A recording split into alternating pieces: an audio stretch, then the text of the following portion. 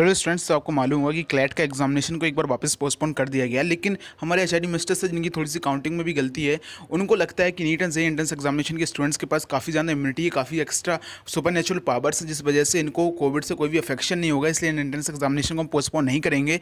जबकि नीट और जेईई के अलावा जितने भी एग्जामिनेशन एनटीए करवाता है, उन एग्जामिनेशन को भी यहाँ पे एनटीए ने फर्दर के लिए पोस्टपोन कर रखा है।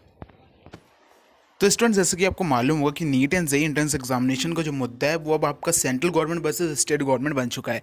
जो नॉन बीजेपी रूलिंग स्टेट्स हैं वो neat and JEE entrance examination को पोस्टपोन कराने के लिए एक डिमांड कर रहे हैं। उन्होंने सुप्रीम कोर्ट में भी अप्रोच किया है।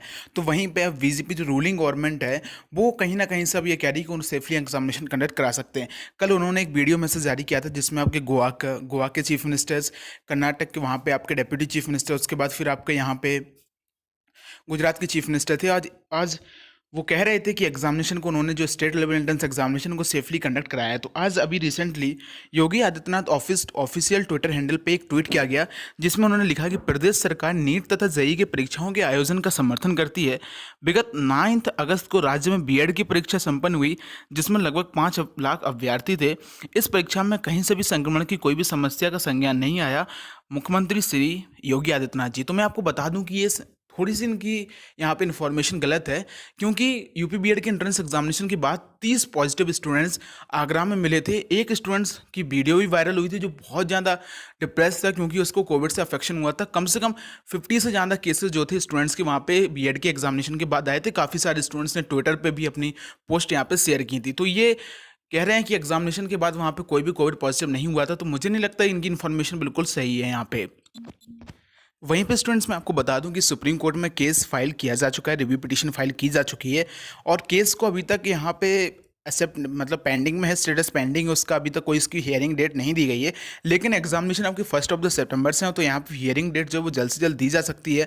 और रिव्यू पिटीशन में थोड़ी सी इस बार सुनवाई ज़्यादा देर तक इसलिए हो सकती है क्योंकि 6 अलग स्टेट से यहाँ पे पिटीशन आई है, तो वहाँ पे थोड़ा सा यहाँ पे सुनवाई हो सकती है। और central government versus state government का ये मामला हो गया है, तो यहाँ पे थोड़ा सा सुनवाई होगी और मे बी क्या पता सुप्रीम कोर्ट को बच्चों के ऊपर दया आ जाए कि इस एग्जामिनेशन को यहाँ पे पोस्टपोन कर देना चाहिए।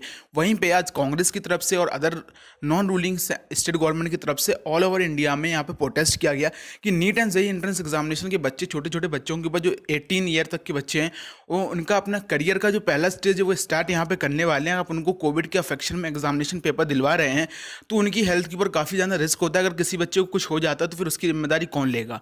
तो काफ़ी सारे यहाँ पे जो सवाल उठाए जा रहे हैं, सेम सवाल सुब्रमण्यम स्वामी जी ने भी उठाया था कि बच्चों की हेल्थ की जिम्मेदारी कौन लेगा।